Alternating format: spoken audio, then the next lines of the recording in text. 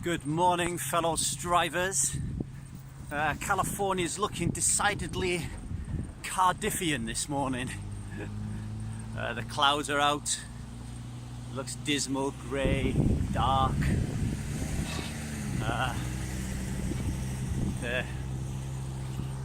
Feels a little bit penned in. It's windy. But I'm just fresh off a beautiful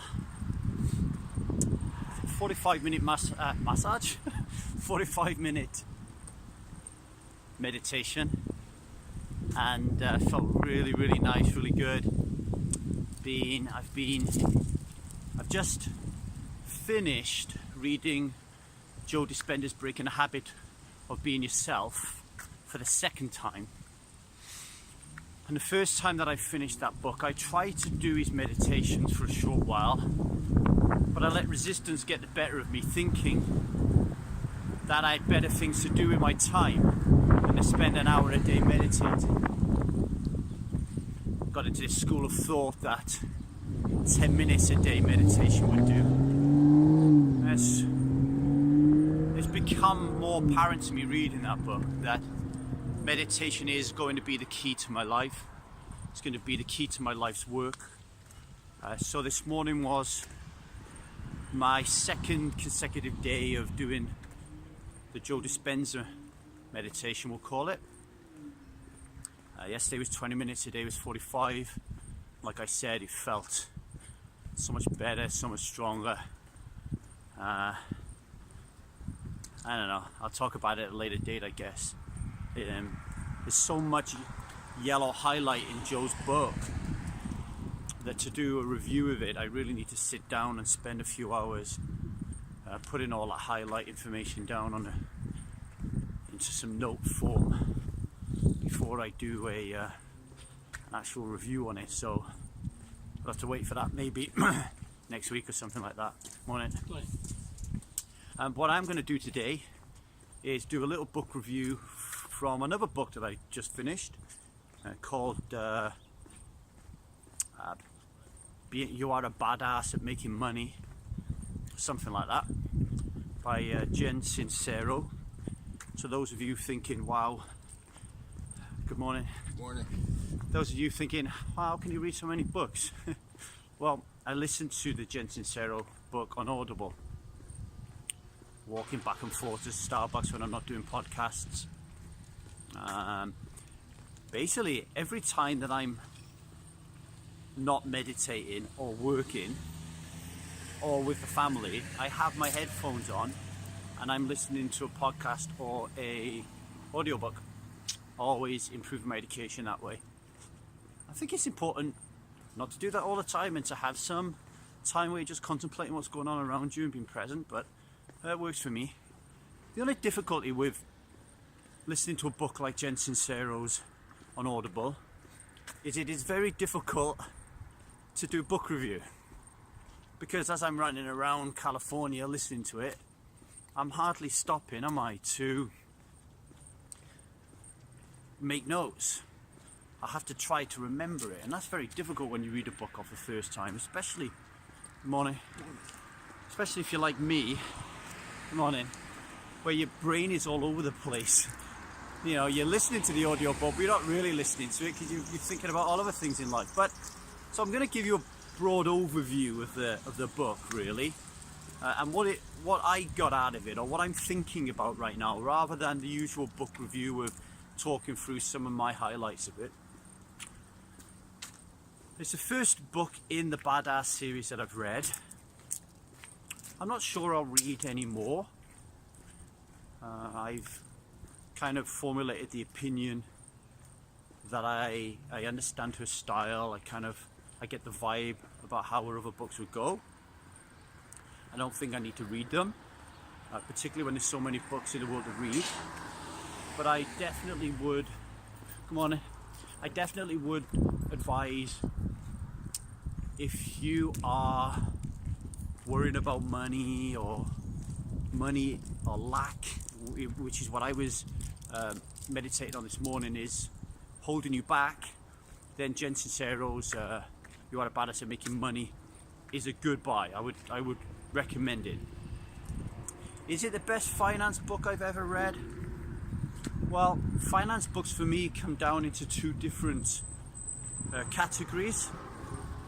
One is almost like a blueprint, financial blueprint of how you should run your life, almost like from like a to-do list kind of perspective, like an accountant kind of perspective, you know. So advice like don't spend more than you can earn, save 10% of your income, you know, that type of stuff. And for those things, I would definitely recommend Your Money or Your Life by Vicky Robin and Jay Dominguez. I think that is the best book when it comes to finance. Especially like the way that they bring life energy, life expectancy into the financial equation. So if you are struggling with finances, that is the book to buy, right? Your Money or Your Life. But when it then comes to the other side of money, which many people argue is the most important part, and that's how you think about money and the psychology of money, then yes, I would buy Jen Sincero's You Are a Badass About Making Money. Right, so what do I get out of the book first and foremost? Well, firstly, I like her humor. She's very, very funny woman. She's very relatable for me. So as somebody who grew up in working class north of England, the way that she talks and speaks is very down to earth. Back in the day, I guess I would have said she's the type of girl you would take to a pub and just sit down and have a laugh. But I probably wouldn't do that anymore. But she says it as it is. Her language and choice of words and language can be a little bit rough around the edges and a little bit controversial, and you know, there's the odd fuck thrown in there, and I like that because it makes me relate to her and trust her, because for me, when you're talking like that, there is no filter on. You're not trying to be someone else, you're being who you are. Swearing, as uncouth as it might be to some people, for me it shows a willingness to be confident in yourself and a willingness to just not be afraid to say, hey, my name is Lee Davey and I am someone who swears. And I think there's a trust element there, a vulnerability element there. So I like that about her. And I like reading books that are funny, you know, especially an audiobook, because audiobooks can get a bit boring if you have some kind of robot reading it. This one was read by Jen herself, so I always love it when the audiobooks are read by the author. And I also liked it because she obviously speaks slow, because I like listening to my audiobooks at 2.5x speed. And you can't do that with someone like Russell Brand. You know, your 2.5x speed. You need to be talking to someone who's slowing down a little bit, so that was good. That's a little tip for you, by the way. If it doesn't deteriorate your listening experience, you can get through a lot more books if you speed up the speed at which you're listening to them. So what does Jen talk about? Now I am going to reach out to her. I'm going to ask her to be a guest on the podcast, and I'm going to ask her to send me copies, if she has them, of her worksheet, because one of the things that I found difficult with the book is at the end of every chapter she gives you some fantastic homework assignments to do in terms of mantras to create, and you know, questions that she poses that your job is to go out and answer them or to take action on them. But like I said, if you're running around or you're doing things and you're listening to this while you're driving or on your podcast, you're not going to be able to make those notes. So I'm going to reach out to her to see if there's a written guide or something that has the homework assignments on. And if she does have that, then what I will do is I will actually do those assignments and record them via podcast, so you can see me put the actions into motion and be successful at some and screw up at others. I know when I read Ray Dalio's Principles, for example, on Audible, he had a link that went to his site where you could download a PDF. There was an attachment to the Audible book, which I think is fantastic, because then you don't have to remember everything Ray's saying, because he then condenses it into this little PDF. So I hope Jen's got the same thing. And if you're listening to this and you want to do an audio book in the future, then I advise you do that. Think about how the person is consuming your content. The book itself is wholly about how we think about money, where it's almost like, I don't remember her this isn't to say that she didn't do this, but like I said to you, I can't remember. I don't know if she went right back to the beginnings of our thinking around money. I don't know if she did that. So for example, mine would be my parents and how I was raised. So there's a very distinct lack mentality with my parents when it comes to making money or having money. And then I would have been brought up with that blueprint of I can never get what I want, making money is hard, upper class people or people with money, snobs, we have to stick together as working class, you have to work hard to earn money, money doesn't grow on trees. So all those sayings that I remember from a child, come from my parents, became my blueprint, my programming on how I think about money. I can't remember if Jen talked about it. What Jen did talk about was the power of energy, universal energy, very similar to Joe Dispenza. Joe Dispenza in Breaking Habit of Being Yourself is talking continually about universal energy, chi, quantum field. Jen talks about the same thing, okay? And she allows you to make reference or to understand that the things that we think about and we put stock into, that's where our energy will go. And so if you're always thinking that there's not enough money, that you have to work hard for money, etc., you will create a belief system and a personality around that thinking, right? So Jen talks about that. What Jen didn't talk about, I don't think, and again I might be doing her a disservice, but I don't remember her talking about doing a deep dive on how the brain works, how to access subconscious thoughts and all that to rewire that thinking. What she does do instead is she hits you with a lot of action. Okay, a lot of action tied onto inspiration.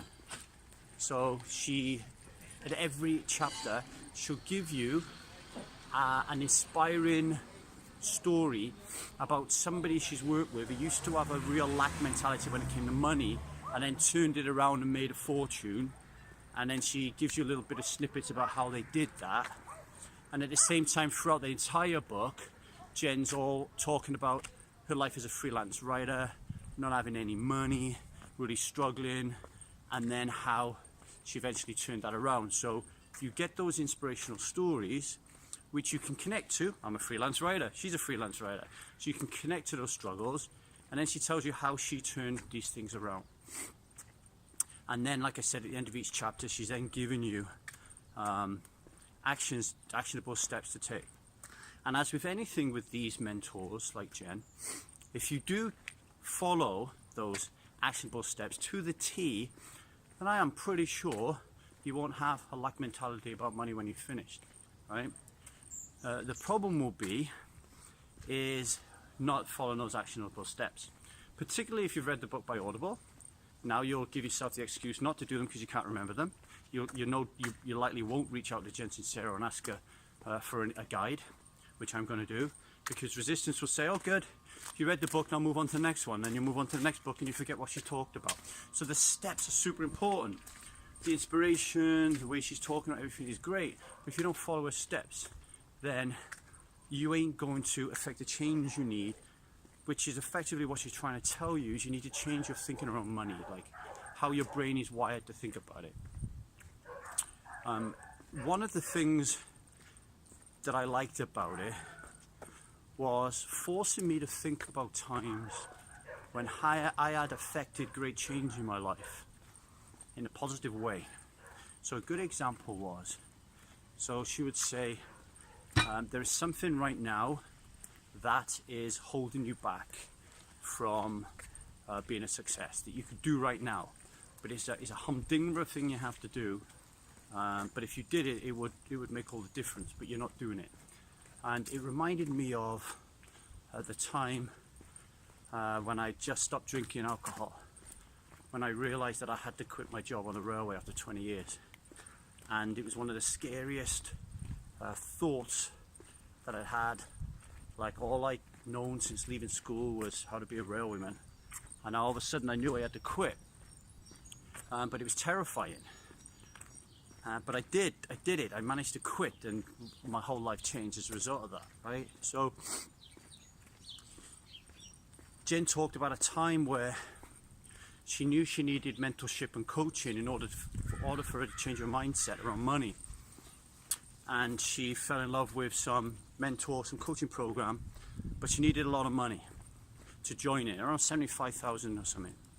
Now, here's the important part. What Jen didn't do is say, that is out of my league, I cannot afford that, which buys into the lack mentality.